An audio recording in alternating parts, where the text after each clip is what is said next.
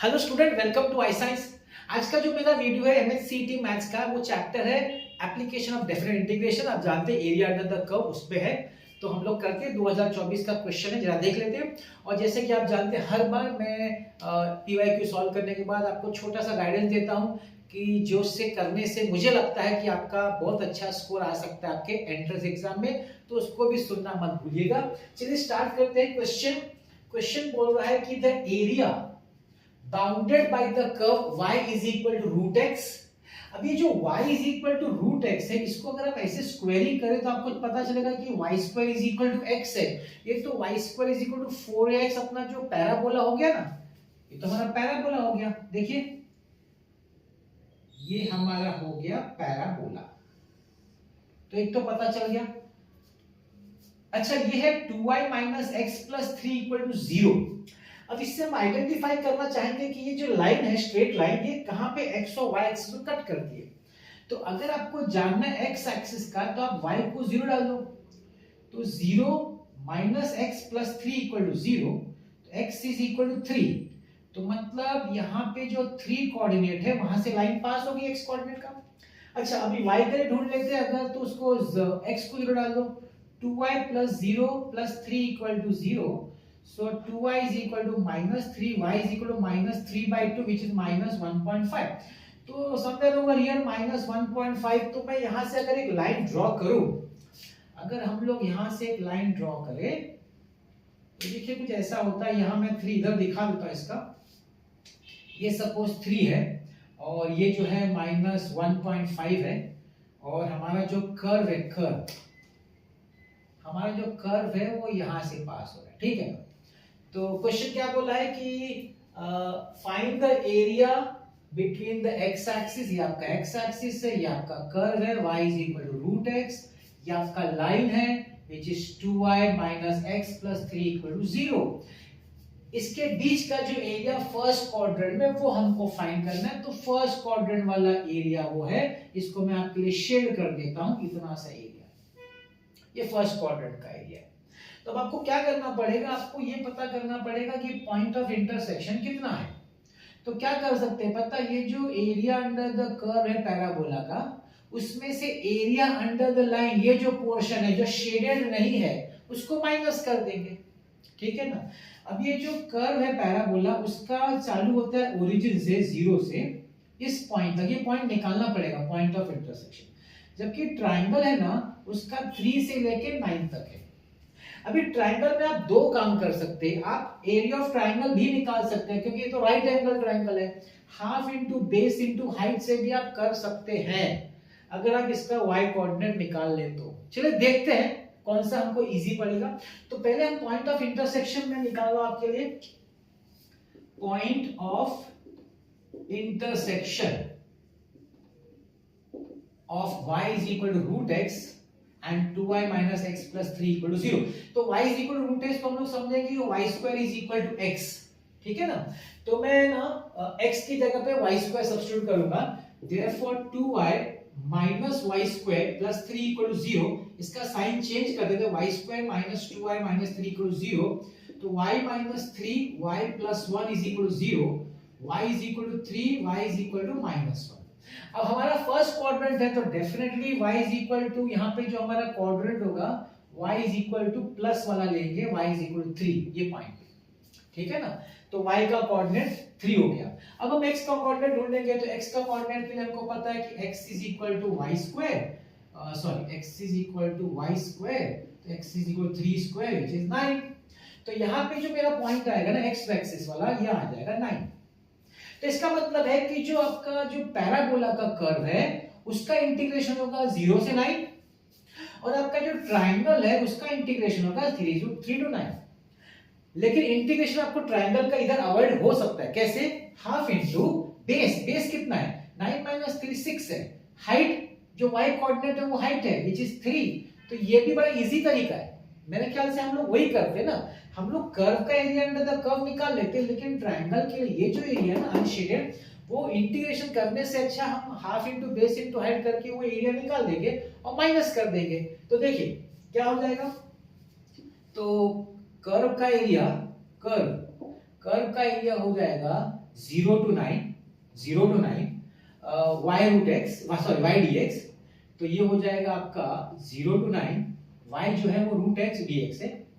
तो root x का मतलब x रेज टू हाफ, तो हो जाएगा x raise to 3/2 upon 3/2 0 to 9, तो 2/3 2 पर आ जाएगा और x की जगह हम 9 डाल देंगे, 9 रेज टू 3/2 और माइनस 0, वो तो 0 होता है, तो 2/3 इनटू, अब देखिए 9 रेज टू 3/2 कैसे करने का, 9 का बाय 2 मतलब रूट, तो 9 का रूट कितना होता है भाई 3 और 3 का क्यूब कर देने का फिर, तो 2/3 इनटू 27, 3 9 जा 9 2 जा 18। ये किसका आया मुझे, ये पूरे कर्व का यहां तक आया, एक्स एक्सिस तक अंडर द कर्व। अच्छा ट्रायंगल की बात करते हैं, ट्रायंगल की, ट्रायंगल हम half into base into height ले लेते हैं ना, हाफ इनटू बेस, बेस कितना है 3 से 6 9 तक मतलब 6 बेस है, हाइट मतलब y कोऑर्डिनेट विच इज 3, सो ये हो जाएगा 2 3 जा 3 3 जा 9, तो एरिया अंडर द कर्व जो कि पूरा 18 है, पूरा 18 है, कर्व से लेके एक्स एक्सिस तक पूरा 18 है, उसमें से जो ट्रायंगल का एरिया है वो 9 है, तो शेडेड रीजन कितना हुआ, शेडेड रीजन के लिए आपको कर्व के एरिया में से ट्रायंगल का एरिया माइनस करने का, 18 minus 9 and the answer is 9। कौन सा ऑप्शन है, ऑप्शन इज डी। देखिए आप इंटीग्रेशन से भी कर सकते हैं, आप ये area under the line 3 to 9 का इंटीग्रेशन भी कर सकते हैं, लेकिन मेरे को लगता है थोड़ा लेंथी हो जाएगा, इसका y निकालना पड़ेगा और इसको इंटीग्रेट करना पड़ेगा, आएगा सेम आंसर, मुझे लगता है थोड़ा लेंथी हो जाएगा, तो थोड़ा टाइम बचे उसके हिसाब से मैंने आपको बोला कि आप half into base into height use करिए, आपको आंसर आ जाएगा, है ना, जितना टाइम बचता उतनी अच्छी बात है। तो ये था आपका मैथ्स का MCPYQ फ्रॉम 2024। अब मैं आता हूं, जो मेरा दूसरा पार्ट रहता है कि क्या आप करें जिससे आपका एक अच्छा स्कोर आए आपके एंट्रेंस एग्जाम में। देखिए मेरा मानना है जो हमारा एंट्रेंस एग्जाम है ना, वो एक 5 डे का टेस्ट मैच है, न कि 5 घंटे का T20 मैच। क्यों, मेरा मानना है कि इसका जो प्रिपरेशन है एंट्रेंस का, वो 1 दिन 2 दिन 1 महीना 2 महीना नहीं है, वो एक लंबा प्रोसेस है जिसमें बहुत पेशेंस रखना पड़ता है, डिटर्मिनेशन होना चाहिए और लगे रहना पड़ता है। जैसे टेस्ट मैच में बैट्समैन लगा रहता है, बॉलर लगा रहता है, तब बहुत टाइम जाके उनको एक कोई सफलता मिलती है, वो इसमें है। और इस प्रोसेस में मेरा मानना है कि 3-4 चीज अगर आप कर लें तो आपका बहुत आसान हो जाता है ये प्रोसेस। क्या है 3-4 स्टेप, मेरा 4 स्टेप में बोलता हूँ। पहला स्टेप मेरा कहना है कि आपको एक फॉर्मूला बुक बनानी चाहिए खुद के हाथों से। फॉर्मूला बुक मिलता है मार्केट में, क्लासेस वाले देते हैं, लेकिन आप खुद बनाइए। खुद बनाने से आप जब खुद लिखेंगे ना, वो चीज़ आपको समझ में आएगी, कभी आप उसको रीड करेंगे तो आपको समझ में आएगा, और लिखने की वजह से हमारे दिमाग में वो चीज़ बैठ भी जाती है। और डिटेल में लिखने का, शॉर्टकट नहीं, माइंड मैप नहीं, डिटेल में लिखने का। और क्या करने का, रोज रीड करने का, रोज सोने से पहले, ट्रैवलिंग टाइम में, कहीं भी फ्री हो रीड करिए। और रीड क्या करने का, सिर्फ उस दिन का नहीं, स्टार्टिंग से जितना आपने लिखा सब रीड करते रहने का रोज। आपको पता है इसका फायदा क्या होगा, आपका एंट्रेंस का जिस दिन आपका पूरा रीड करके होएगा ना, रोज रीड करते करते पूरा पोर्शन हो गया, आप रीड करेंगे ना, आपका एंट्रेंस का 50% मार्क्स फिक्स हो गया सिर्फ रीड करने से। बिलीव मी, करिए इसको। दूसरा काम है दो अच्छा सा MCQ बुक लेने का रेफरेंस के लिए, और जैसे टॉपिक क्लास में करा दिया जाए, टीचर करा दिया, आप खुद स्टार्ट करिए। टीचर के लिए मत रुकिए, टीचर कराए तो हम कराए, नहीं, टीचर ने आपको कंसेप्ट सिखा दिया, आप स्टार्ट करिए। क्योंकि मेरा मानना है कि ये चीज टीचर नहीं करा सकता। MCQ सॉल्व करना एक स्किल है, और स्किल आप जानते हैं 1 दिन 2 दिन में, उसमें टाइम लगता है ना, टाइम लगेगा, तो आपको खुद डेवलप करना पड़ेगा। कोई आपका वो स्किल डेवलप नहीं करा सकता। आपको पेशेंस रखना पड़ेगा, क्योंकि ये 5 दिन का टेस्ट मैच है, न कि 5 घंटे का T20।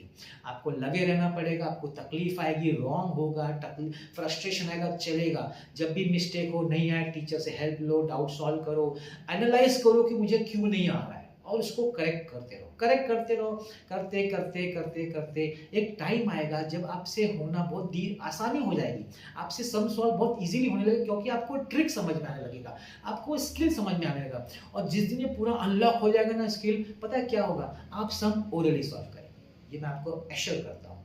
आप करके तो देखिए, लेकिन हाँ पेशेंस होना चाहिए, टाइम लगेगा।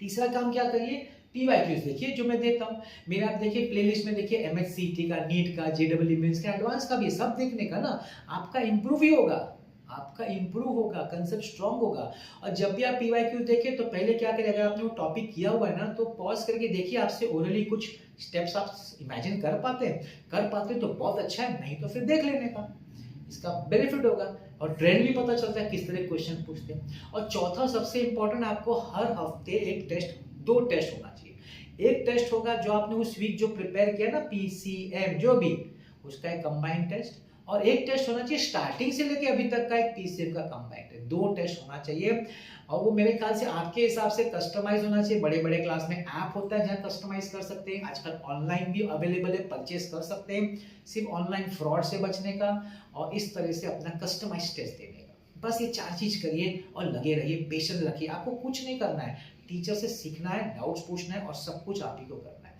सब कुछ आपको करना है, किसी के भरोसे मत रहिए। और फिर देखिए आपका इतना अच्छा स्कोर आएगा कि आप खुद नहीं बिलीव कर पाए। ये मेरा एक्सपीरियंस है, मैं आपको बता रहा हूँ, आप ट्राई करिए, ठीक है ना।